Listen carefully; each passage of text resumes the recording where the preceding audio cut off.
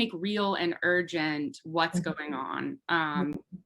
And how do we make visible white supremacy? Which I think is related to. It's hard, right? Yeah, I know. I mean, yeah, I don't think that's a question with an answer, but maybe begin there. Yeah, I mean, it's a hard question in part because it's so white.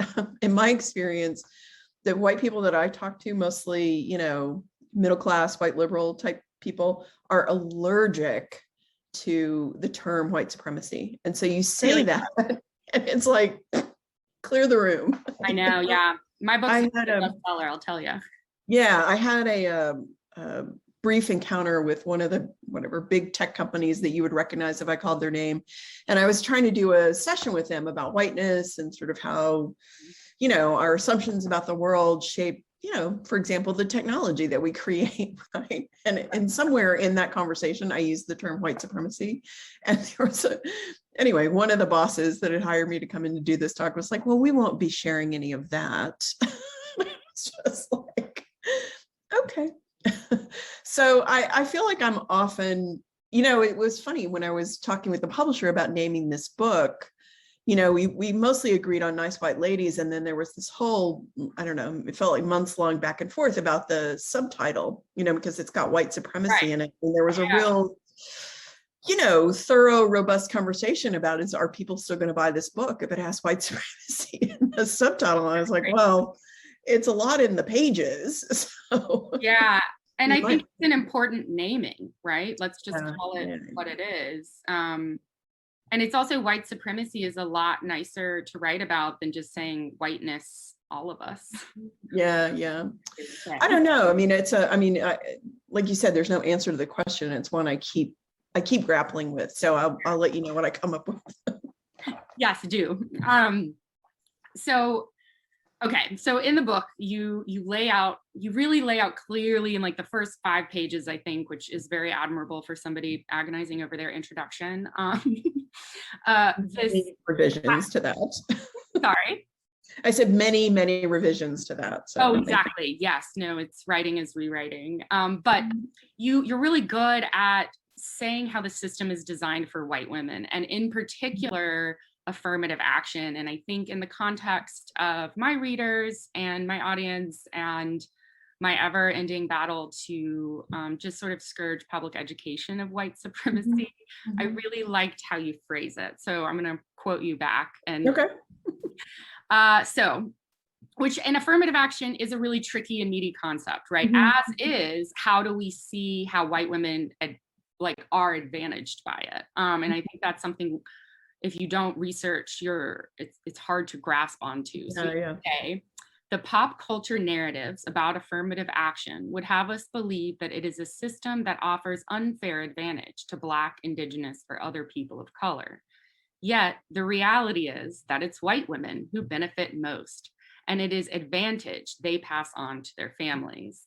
And so this is sort of where the personal, like, we are 2 nice white ladies talking about your book, Nice White Ladies, and how to dismantle white supremacy. And I really love, what's really inspiring for me is your fusion of like who you are, claiming your identity, unclaiming it, problematizing it, teasing it apart, and then it informing who you are as a scholar, writer, activist. And you say, of the damage that we nice women have done, you say that your book is a reckoning for it, as well as a roadmap for undoing white womanhood and the destructiveness it causes. And I love that, this idea of undoing white womanhood and the destructiveness it causes. Can you unpack that a little bit? Yeah, I mean, I think there are so many ways that we who are raised to be white women in this culture have all these kind of structures built around us that are geared for our comfort, our reassurance, our feeling safe in society. I was just reading this terrific review today on LitHub, and I'm just looking up the book now to see if I can find it, by by a woman who has a new book. What is her name called? The book is called Safety in the City. And it's sort of talking about reimagining this notion of, there was a time when we did Take Back the Night marches and feminist movement.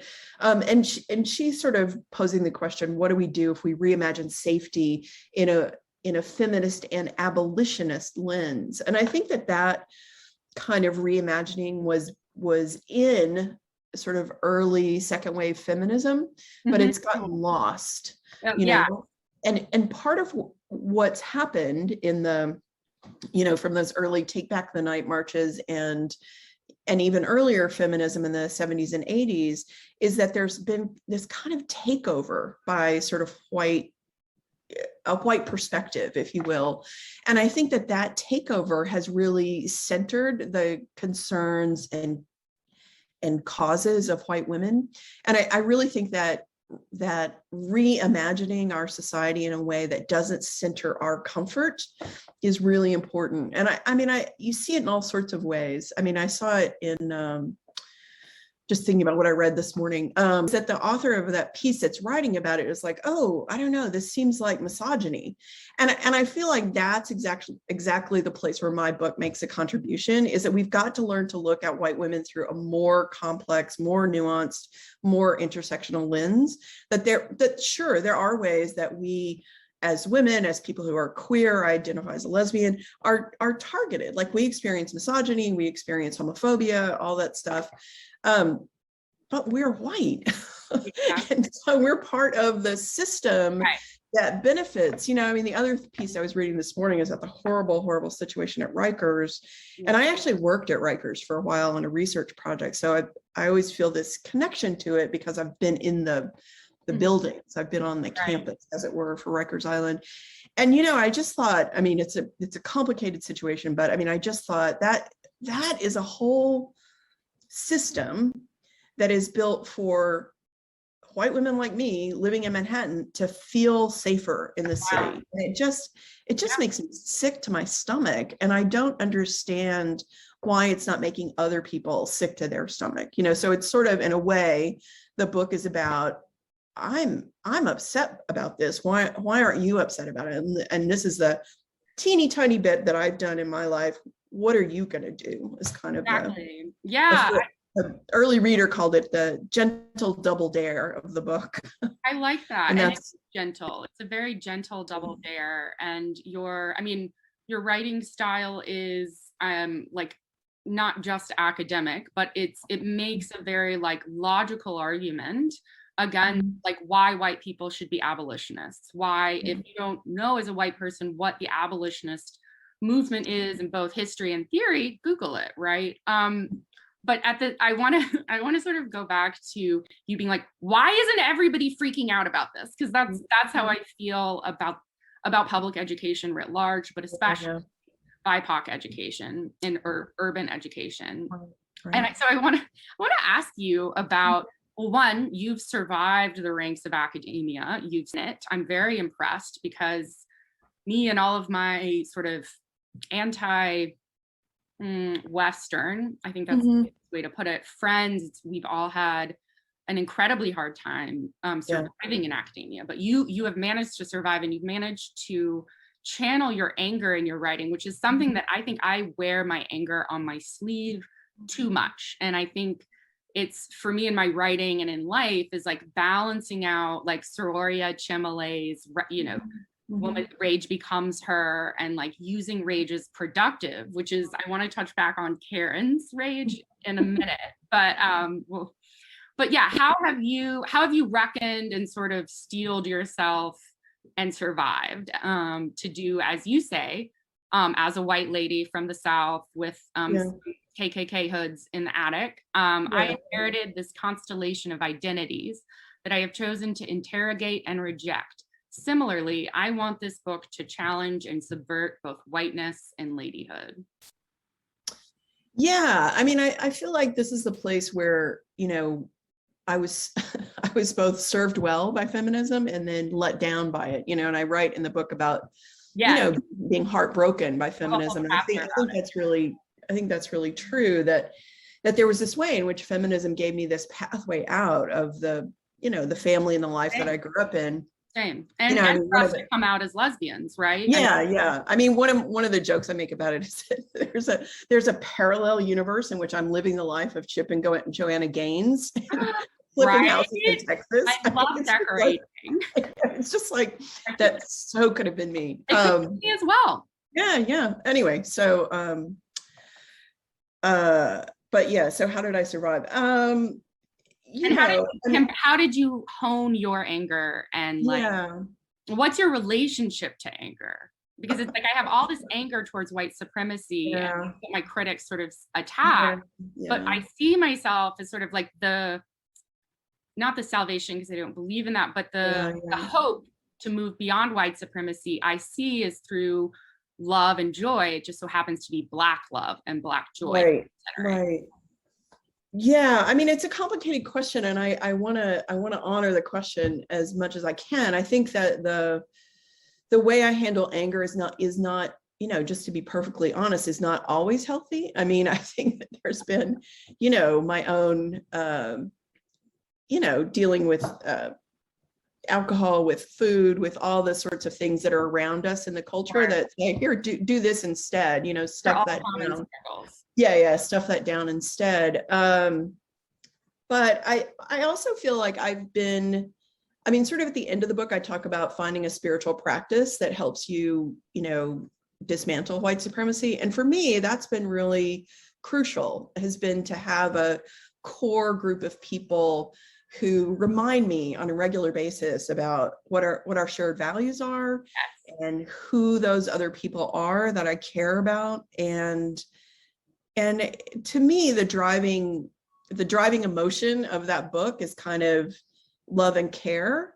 I got that. When you got to the spirituality part, I mean, not as a very quick personal aside, I felt like I have been carving that out and just not knowing how to think of it.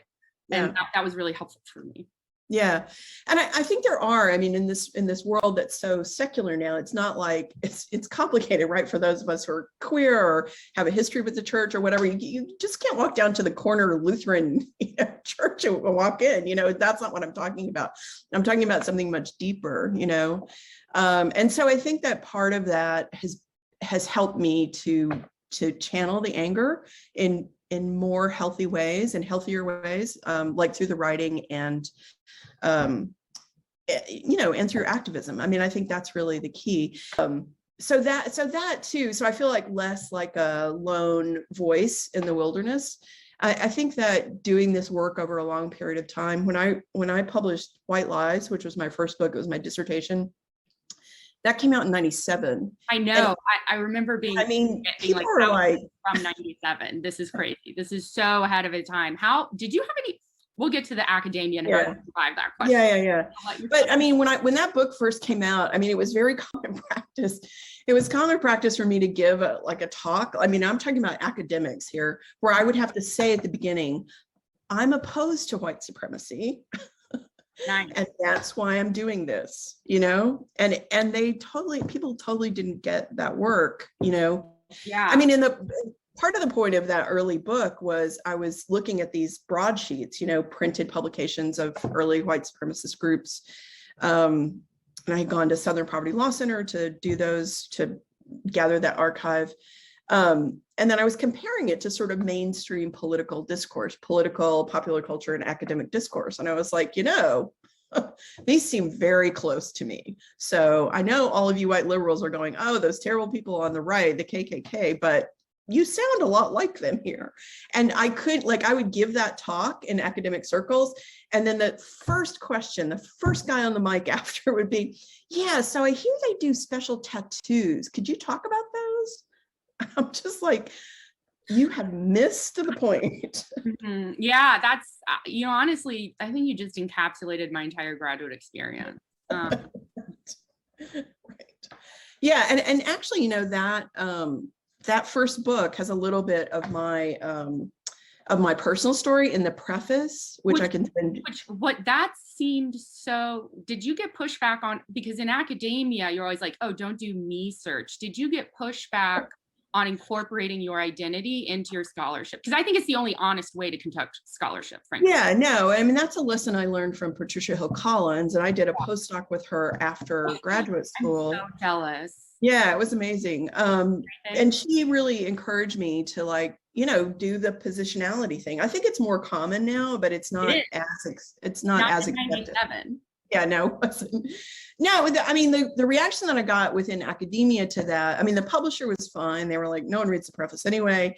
The reaction that I most commonly got from people in academia was, why would you do that? And I was like, have you read Patricia Hill Collins? And have you read this book? Because I got to account for what the Black women say to do. Yeah, yeah.